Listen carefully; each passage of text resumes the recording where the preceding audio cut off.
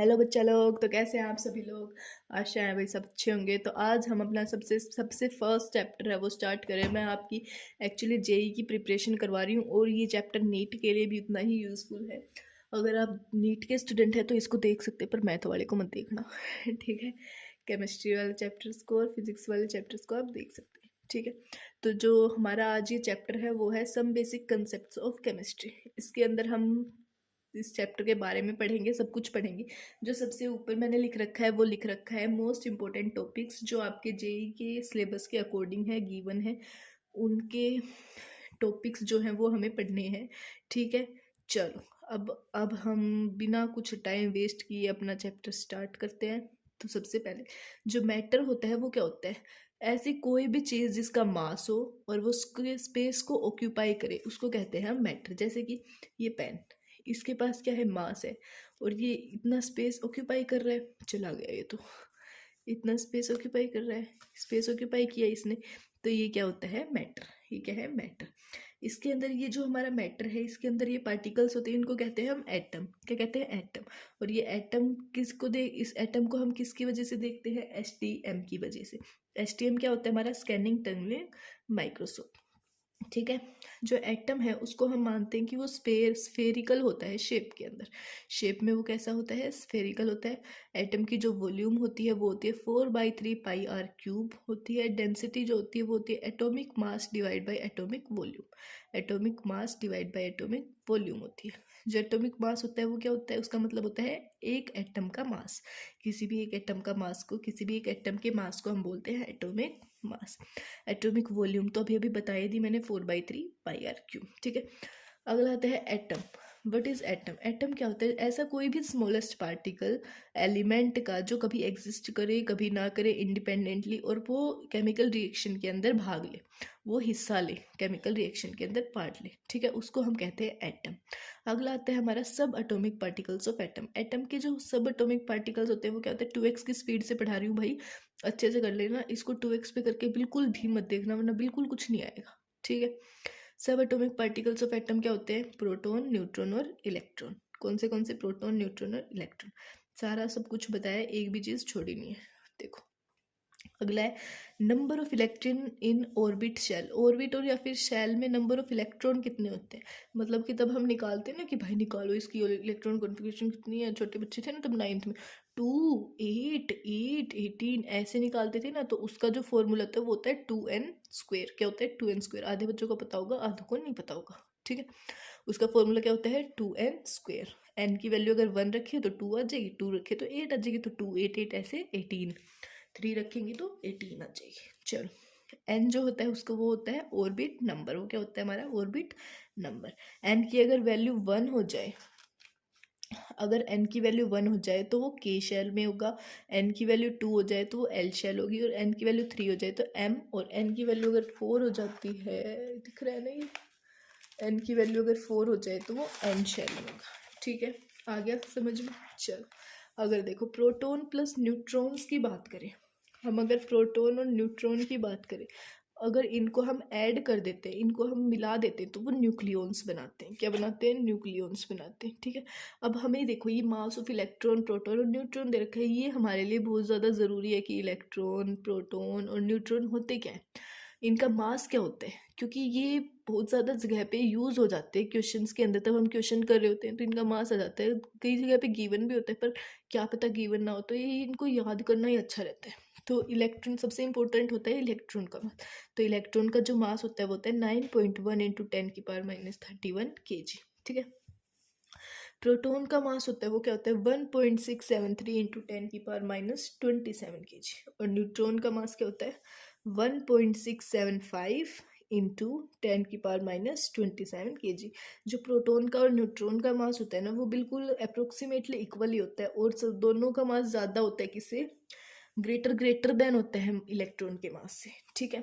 अब हम बात करें कि अगर हम एटम को रिप्रेजेंट करना हो तो रिप्रेजेंट कैसे करें एटम को। तो ऐसे रिप्रेजेंट करते हैं, एक्स उसका सिंबल, उसके ऊपर ए का मतलब होता है हमारा मास नंबर, और नीचे जेड का मतलब होता है एटॉमिक नंबर।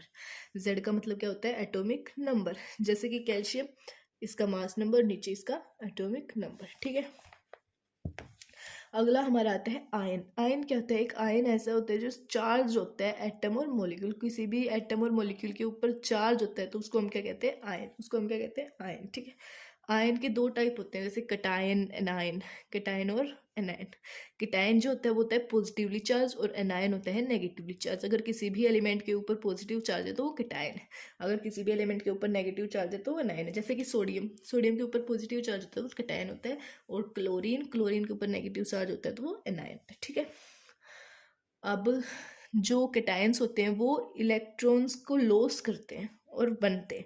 जैसे सोडियम में 2 8 11 होती है इलेक्ट्रॉन कॉन्फिगरेशन, तो एक इलेक्ट्रॉन को वो दे देता है, किसी और को देता है, तभी उसके ऊपर पॉजिटिव चार्ज आता है। ठीक है। तो कैटायन क्या करते हैं? इलेक्ट्रॉन्स को लॉस कर देते हैं और एनायन ले लेते हैं। जैसे क्लोरीन के पास 2 8 7 होते हैं ना, 2 8 7 होती है उसकी इलेक्ट्रॉन कॉन्फिगरेशन, तो वो 7 1 ले लेता है। देखो इसके अंदर लिख रखा है मैंने। ठीक है, चलो अगला हमारा टॉपिक आता है एटॉमिक मास। एटॉमिक मास क्या होता है? मैंने थोड़ी देर पहले भी बताया था। एटॉमिक मास होता है एक एटम का mass, mass of one atom को हम कहते हैं एटॉमिक मास। ठीक है। अगर हम इसकी यूनिट्स की बात करें तो इसकी यूनिट्स होती है एएमयू, यू और डीए। एएमयू का मतलब होता है एटॉमिक मास यूनिट, यू का मतलब होता है यूनिफाइड मास यूनिट, और डीए का मतलब होता है डाल्टन। डीए का मतलब क्या होता है? डाल्टन। ठीक है। अगला है हमारा calculation of atomic mass. Atomic मास की अगर हम कैलकुलेशन की बात करें तो क्या होता है? जो एटॉमिक मास होता है वो इक्वल होता है total mass of electron plus total mass of protons plus total mass of neutrons. अब ये तो ठीक है, आपने बता दिया कि total mass of electron plus total mass of proton plus total mass of neutron होता है। अब ये बता दो टोटल मास ऑफ इलेक्ट्रॉन यहाँ पे जीरो क्यों किया आपने? हाँ, आपने यहाँ पे जीरो क्यों कर दिया? इसलिए जीरो कर दिया क्योंकि देखो कोई भी एलिमेंट गिवन है, जैसे मैंने भी एग्जाम्पल दिया था कैल्शियम का 20 40। अब इनका एटॉमिक नंबर दे रखा है, एटॉमिक मास दे रखा है, तो इसके ऊपर चार्ज कितना है? जीरो है, तो इलेक्ट्रॉन जीरो है, तो क्या हो गया? जीरो हो गया मास इलेक्ट्रॉन का। इलेक्ट्रॉन का मास क्या हो गया? जीरो हो गया।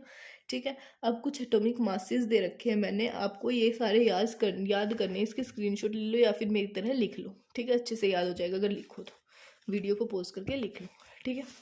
अब आता है एटॉमिक मास। एटॉमिक मास में अगर हम उन सब को प्लस करके आ जाए ना, तो आ जाएगा हमारा A इंटू 1.66 इंटू 10⁻⁻24 ग्राम। और ये वैल्यू जो होती है ना वो 1 AMU के बराबर होती है, 1 AMU के बराबर होती है। तो एटॉमिक मास हमारा आ गया AAMU। क्या आ गया? AAMU।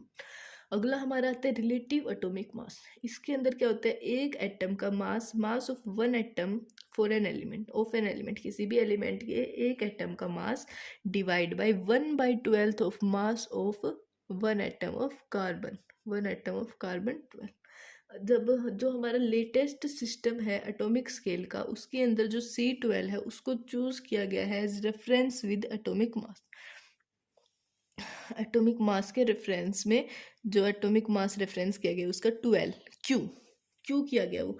क्योंकि इसकी जो अबेंडेंस है C12 की वो बहुत ज़्यादा हाई है, जिसकी इसकी अबेंडेंस है C12 की वो हाई है, और जो इसकी रिएक्टिविटी है C12 की वो बहुत ज़्यादा लो है, वो बहुत ज़्यादा लो है।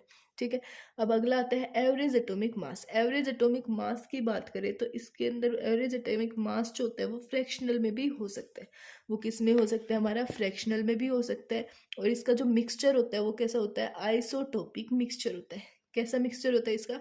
आइसोटोपिक मिक्सचर होता है। और अगर हम एम एवरेज की बात करें, मतलब कि इसके फॉर्मूले की बात करें, तो वो होता है M1x1 plus M2x2 plus M3x3 up to जितने भी ये जाए, अब डिवाइड बाई 100, डिवाइड बाई 100। ठीक है। आ गया एवरेज एटॉमिक मास का कॉन्सेप्ट समझ में?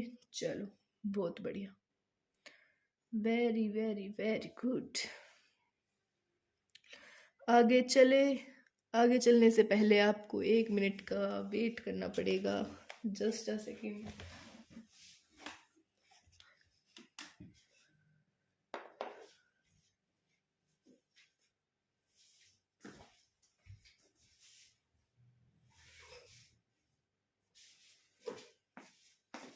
या सॉरी फॉर आप सभी को वेट करवाने के लिए, माफी मांगते हैं हम।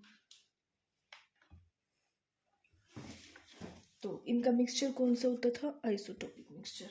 तो अब हमारा जो अगला टॉपिक आता है वो कौन सा आता है, वो आता है मोल कंसेप्ट। वो कौन सा टॉपिक आता है, मोल कंसेप्ट। मोल जो होता है वो एक डायमेंशनलेस क्वांटिटी होता है, फिजिकल क्वांटिटी होता है, जिसकी क्या होती है, डायमेंशनलेस होता है। ठीक है, एक मोल है वो रिप्रेजेंट करता है 6.022 इंटू 10⁻23 पार्टिकल्स। ठीक है, और ये पार्टिकल्स एटम भी हो सकते हैं, मोलिक्यूल भी हो सकते हैं और आयंस भी हो सकते हैं। और जो ये नंबर है ना, वो गिवन दिया है, ये नंबर मैं एक्स्ट्रा बता रही हूँ, ये नंबर हमारे एक फेमस साइंटिस्ट एवोगैड्रो जी ने दिया है, और इसको हम रिप्रेजेंट करते हैं Na से। किससे, Na से। ठीक है, 1 mole equal to 6.022 into 10⁻23 particles. ठीक है, अगला आता है मोलर मास या फिर ग्राम एटॉमिक मास। तो इसका मतलब क्या होता है, मास ऑफ 1 मोल एटम, किसी भी 1 मोल एटम का मास और 6.022 इंटू 10⁻23 एटम्स इन ग्राम, किसके अंदर, ग्राम के अंदर, उसको हम कहते हैं मोलर मास या फिर ग्राम एटॉमिक मास। मतलब कि 1 मोल एटम का मास या फिर एवोगैड्रो नंबर एटम्स का मास किसके अंदर, ग्राम्स के अंदर, उसको हम कहते हैं मोलर मास। अब तो एटॉमिक मास हमारे पास क्या होता है, एटॉमिक मास होता है 1 मास ऑफ 1 एटम, AAMU। तो AAMU है, AMU के अंदर है ये तो, पर AMU किस में होता है, ग्राम में, तो AMU की वैल्यू रख देंगे हम 1.66 इंटू 10⁻24 ग्राम। ठीक है, आगे समझ में। चलो, अब अगर हम बात करें कि molar mass, calculation of number of moles, number of moles की कैलकुलेशंस की, किसकी, नंबर ऑफ मोल की कैलकुलेशन की। तो जो फर्स्ट होता है कि हम कैसे निकाल सकते हैं, तो फर्स्ट कैसे निकालते हैं, given mass divided by molar mass. Given mass, जो भी हमें मास दे रखा है उसको रख देंगे, और मोलर मास, जो भी इसका मोलर मास होता है। ठीक है, एक और होती है नंबर ऑफ मोल्स की, वो होती है number of particles divide by Na। Number of particles divide by Na। ठीक है, नंबर ऑफ पार्टिकल्स यानी कि एटम्स। आ गया समझ में।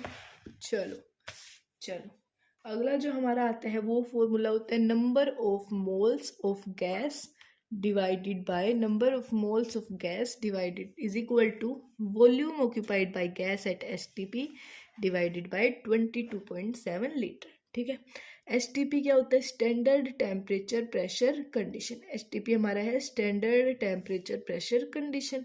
टेम्परेचर 0 डिग्री सेल्सियस और 273.15 केल्विन, और प्रेशर 1 बार और 0.987 ATM, 0.987 ATM। और ये जो फॉर्मूला होता है ये गैस वाला, ये वैलिड नहीं होता है लिक्विड्स और सॉलिड्स के लिए, तभी तो इस फॉर्मूले में क्या लिखा है, number of moles of gas. ठीक है, सॉलिड और लिक्विड के लिए वैलिड नहीं। सॉलिड और लिक्विड के लिए जो वैलिड है वो है number of moles is equal to volume of 0 degree Celsius and 1 atm, volume of 0 degree Celsius and 1 atm divided by 22.4, divided by 22.4। ठीक है, आ गया समझ में। चलो वेरी गुड। इसके जो बेटा आप सोच रहे हो ना कि आप तो सिर्फ थ्योरी थ्योरी बता रहे हो, इनका तो हमें भी पता है। देखो मैं आपको सिर्फ समझा रही हूँ अभी, आप चिंता मत करो। क्वेश्चन मैं, आप सोच रहे हो मैं क्वेश्चन तो करवा ही नहीं रही, डोंट वरी, क्वेश्चंस मैं करवाऊंगी बट अभी नहीं।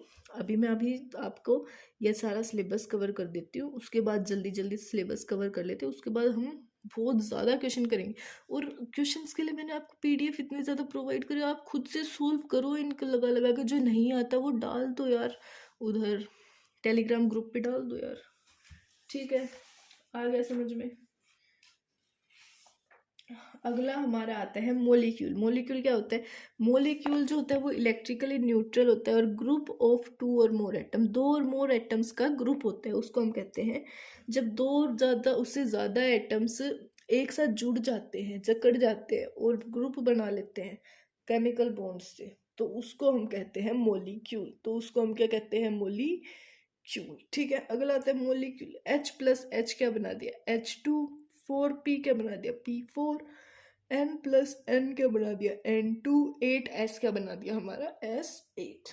ठीक है, आ गया समझ में। चलो,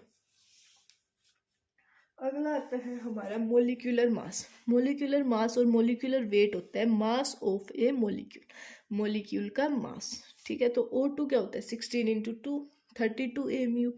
NH3 क्या होता है 14 + 3 17 AMU। C12H22O11 क्या होता है 12 × 12 + 1 × 22 + 16 × 11, तो क्या होता है ये 342 AMU। 342 AMU, ठीक है, आ गया समझ में। चलो अब ये एग्जाम्पल आप खुद करना है K4 वाला। चलो अब अगला आता है हमारा relative molecular mass. Relative molecular mass क्या होता है, तो एक मोलिक्यूल का mass divide by 1/12 into mass of one atom. इसके अंदर वन मोलिक्यूल आ गया क्योंकि ये relative molecular mass, relative atomic mass में क्या था 1 एटम, ठीक है। अब अगला आता है एवरेज मोलिकुलर मास। ये थोड़ा सा डिफरेंट है। एवरेज मोलिकुलर मास के अंदर हम बात करें, केसेस होते हैं, 2 केसेस होते हैं। फर्स्ट होता है कि अगर अबेंडेंस और मोल परसेंट हमें दे रखी हो, अगर अबेंडेंस और मोल परसेंट हमें दे रखी है तो एम एवरेज हमारा जो आ जाएगा वो M1 X1 X2 आएगा नहीं, ये है हमारे पास given M1 X1 + M2 X2 + M3 X3 divide by 100। X1 + X2 + X3 क्या है, जहाँ तक भी जाए 100 है, तो हम एम एवरेज हमारा क्या आ जाएगा 100 की जगह पे X1 + X2 ये आ जाएगा, ठीक है, आ गया समझ में। चलो सेकंड जो केस है वो है अगर नंबर ऑफ मोल्स गिवन होंगे, अगर हमें नंबर ऑफ मोल्स गिवन होंगे तो क्या होगा, जो मोल परसेंट है कंपोनेंट का वो आ जाएगा number of moles of component divide by total number of moles. जो कंपोनेंट के नंबर ऑफ मोल्स होंगे divide by total number of moles हो जाएंगे, ठीक है। तो देखो x1 आ गया n1 divide by n1 + n2 + n3 into 100। x1 हमारे पास क्या आ गया n1 divide by n1 + n2 + n3 divide into 100, ठीक है। x2 हमारा आ गया n2 divide by n1 + n2 + n3 into 100, ठीक है। x3 आ गया n3 bye n1 + n2 + n3 into 100। तो हमारा देखो एम एवरेज क्या आ गया M1 X1 + M2 X2 + M3 X3 divide by 100। तो ये x1 की जगह पे मैंने ये वैल्यूज रख दी, x2 x3 की जगह पे 100 से 100 कट गया, तो एम एवरेज आ गया M1 N1 + M2 N2 + M3 N3 divide by N1 + N2 + N3। अगला आता है हमारा परसेंटेज कंपोजिशन। परसेंटेज कंपोजिशन क्या होता है, इसके अंदर जो मास परसेंट होती है एलिमेंट की वो इक्वल होती है mass of element in given compound. जो भी मास है एलिमेंट का, मास जो भी गिवन है कंपाउंड के अंदर divide by molecular mass into में 100 इंटू 100, ठीक है। मास परसेंट ऑफ एलिमेंट, किसी भी एलिमेंट का मास परसेंट क्या होता है number of atoms of that element, मतलब कि mass of element in given compound की जगह पे आ गया number of element of that element into atomic mass into 100 divide by molecular mass, ठीक है। अब बात करें कि calculation of minimum molecular mass, अगर हम बात करें कि मिनिमम मोलिकुलर मास को हम कैसे निकालेंगे तो क्या आ जाएगा, तो आएगा देखो मिनिमम मोलिकुलर मास दे रखा है हमें, number of atom should be minimum. Number of atoms क्या होनी चाहिए मिनिमम होनी चाहिए, तो मिनिमम नंबर ऑफ एटम्स क्या होते हैं गिवन और 1 गिवन होता है या फिर 1 होता है, ठीक है। जैसे क्वेश्चन है, अब हमें निकालना minimum molecular mass of compound, हमने मान लिया m, क्वेश्चन है ये हमारा, ठीक है। m की वैल्यू m × 7/100 ये इक्वल टू ये आ गया। अब अगली बात आती है हमारी एम्पेरिकल फॉर्मूलाज और मोलिकुलर फॉर्मूला। 1 मिनट आप पढ़ो ये।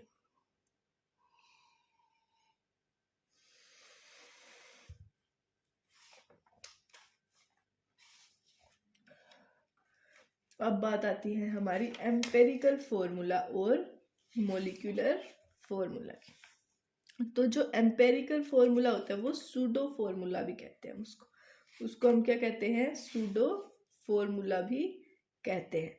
कैसे कहते हैं ये भी बता दो 1 मिनट।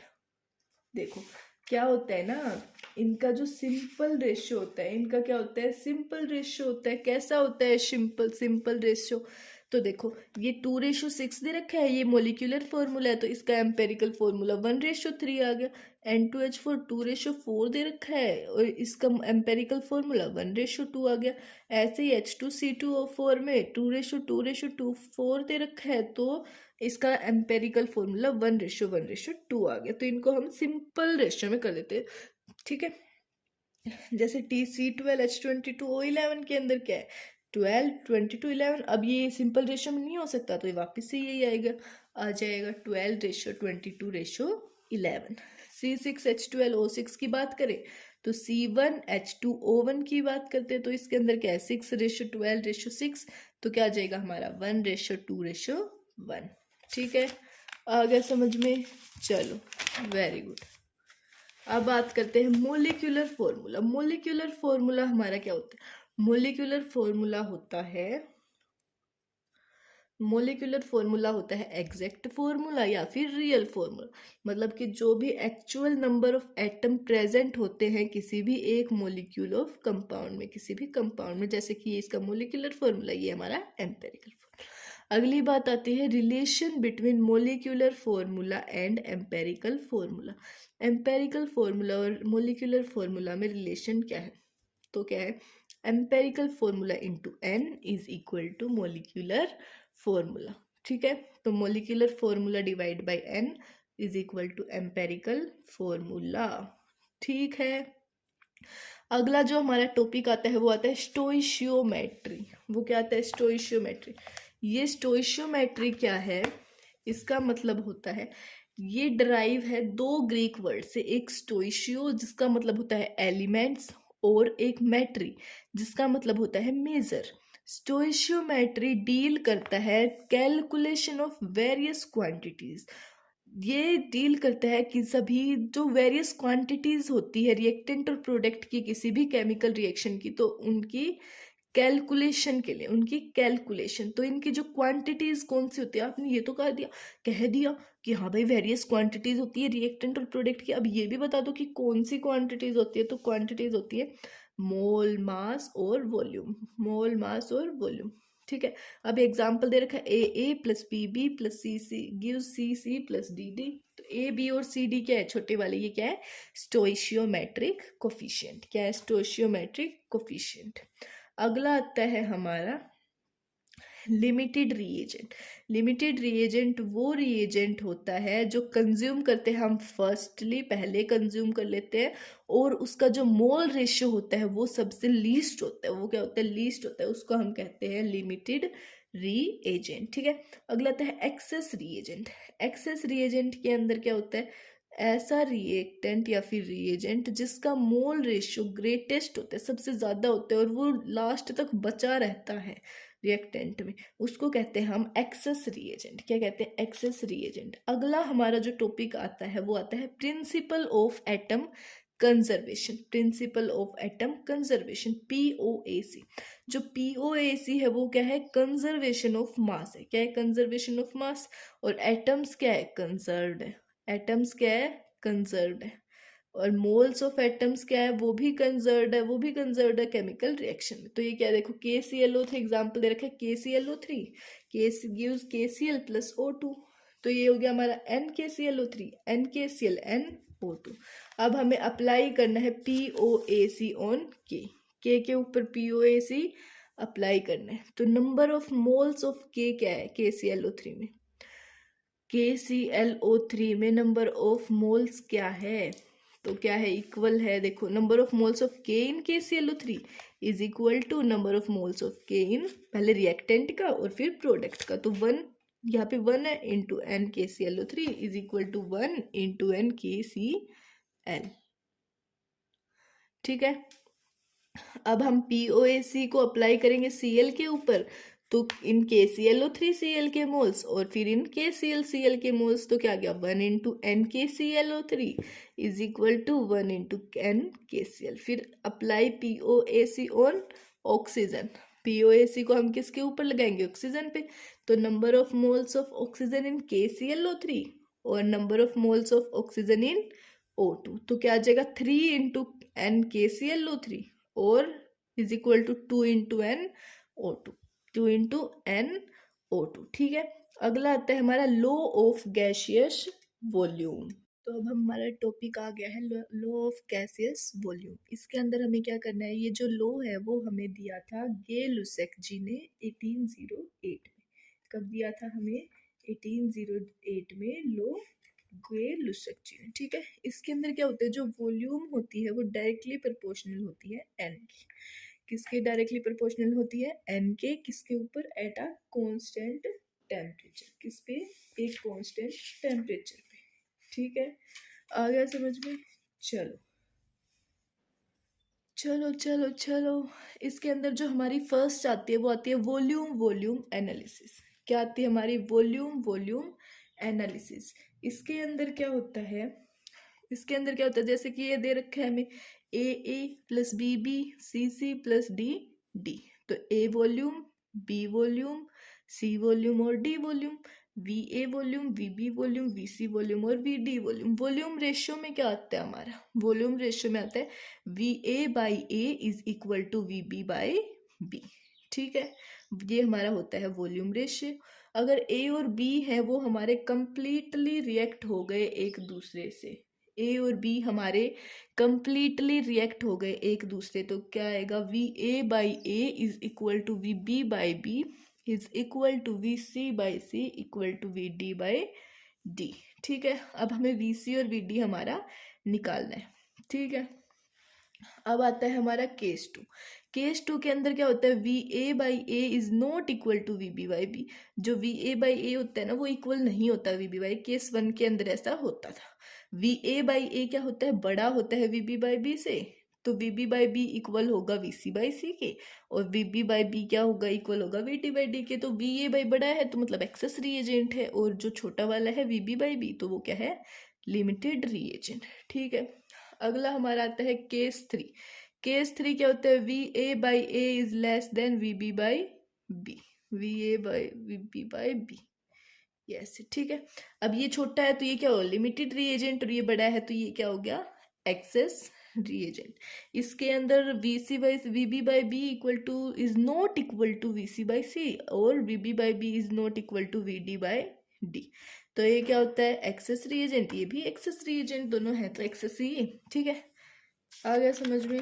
चलो अगला जो आता है वो आता है हमारा law of chemical combination. Chemical law of chemical combination क्या होता है, तो होता है ए एक्स बी वाई। तो ये है, देखो ये है एन ए यानी कि number of moles of A, ये है एन बी यानी कि numbers of moles of B. तो N A into Y is equal to N B into X, ठीक है। In order to understand the composition of compound, किसी भी composition of compound को अगर हमें अंडरस्टैंड करना होता है तो ये नेसेसरी है कि हमें जो थ्योरी है जो अकाउंट करती है क्वालिटेटिव क्वांटिटेटिव रिलेशनशिप, हमें पता होनी चाहिए वो थ्योरी जो क्वांटिटेटिव रिलेशनशिप से रिश्ता रखती है, ठीक है। और ये रिलेशंस होते हैं वो समराइज होते हैं किसी सर्टेन स्टेटमेंट्स में, किन्हीं सर्टेन स्टेटमेंट्स में, और उसको हम कहते हैं लॉ ऑफ केमिकल कॉम्बिनेशन। उसको हम क्या कहते हैं, लॉ ऑफ केमिकल कॉम्बिनेशन, ठीक है। अगला आता है law of conservation of mass. Law of conservation of mass क्या होता है, it was proposed by the French chemist Antoine Laurent Lavoisier. ये प्रपोज हुआ है एक साइंटिस्ट से, केमिस्ट से, जो है Antony, French chemist Antoine Laurent लेविजर, ठीक है।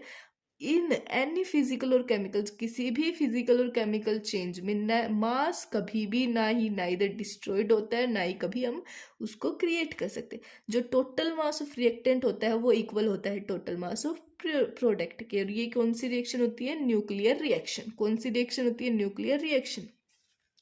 अगला आता है हमारा लॉ ऑफ कांस्टेंट और definite proportion. Law of constant of और डेफिनेट प्रोपोर्शन, ये भी प्रपोज किया है एक फ्रेंच केमिस्ट ने जिसका नाम है जोसेफ प्राउस्ट। जिसका नाम क्या है, जोसेफ प्राउस्ट। ये स्टेट करता है कोई भी गिवन कंपाउंड कंटेन करेगा same proportion of elements by weight. उसके वेट के एलिमेंट्स का सेम प्रोपोर्शन क्या करेगा, कंटेन करेगा। तो जैसे कि H2 है 2:16 यानी 1:8, CH4 है 12:4 यानी कि 3:1, ठीक है। अगला आ गया law of multiple proportion. Law of multiple proportion में क्या आता है, इट वाज प्रपोज, ये प्रपोज होता है इंग्लिश केमिस्ट जो है जॉन डाल्टन। वो क्या है, जॉन डाल्टन, ठीक है, दोनों डाल्टन ने प्रपोज किया था। जब कोई भी दो एलिमेंट्स वो कंबाइन करते हैं एक दूसरे के साथ और बना लेते हैं ज़्यादा कंपाउंड, तो जो मास होते हैं वन ऑफ किसी भी एलिमेंट्स के, तो वो कंबाइन करते हैं with the fixed mass of other, दूसरे फिक्स्ड मास के साथ। ठीक है, और ऑलवेज बियर, वो हमेशा बियर करते हैं एक सिंपल होल नंबर रेशियो को। किसको बियर करते हैं? सिंपल होल नंबर रेशियो को। ठीक है, चलो देखो H+O H2O 2:16, H2O 2:32:16, ऐसे ही। ठीक है, चलो लॉ ऑफ मल्टीपल प्रपोर्शन के अंदर ये वापस से कर दिया, हाँ मैंने गलती से कर दिया, सॉरी सॉरी सॉरी। अगला आता है सॉल्यूशन। सॉल्यूशन क्या होता है? सॉल्यूशन एक होमोजीनियस मिक्सचर है दो और उससे ज्यादा सब्सटेंसेस का, जिसका कंपोजिशन अल्टर्ड होता है उसकी कुछ लिमिट्स में, जिसका कंपोजिशन अल्टर होता है उसकी लिमिट्स में। दो कंपोनेंट होते हैं सॉल्यूशन के, एक होता है सोलवेंट और एक होता है सोल्यूट।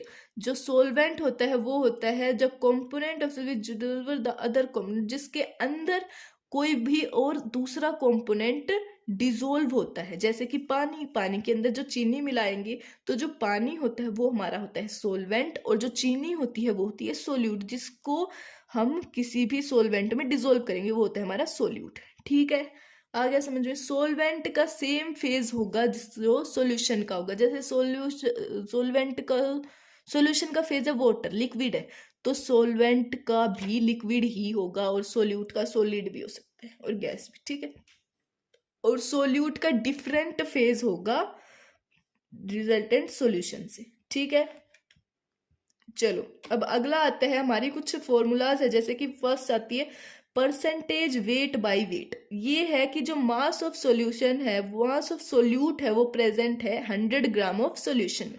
तो mass percent of solute is equal to mass of solute divide by mass of solution into 100।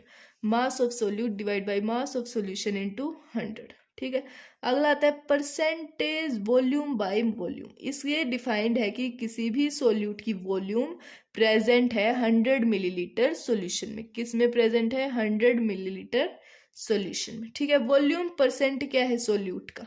तो वो है volume of solute divide by volume of solution into 100। Volume of solute divide by volume of solution into 100। ठीक है, चलो अगला आता है percentage weight by volume. Percentage weight by volume, ये गिवन है कि मास ऑफ सोल्यूट प्रेजेंट होता है 100 ml ऑफ सॉल्यूशन में। जो मास ऑफ सोल्यूट है वो प्रेजेंट होता है 100 ml ऑफ सॉल्यूशन में।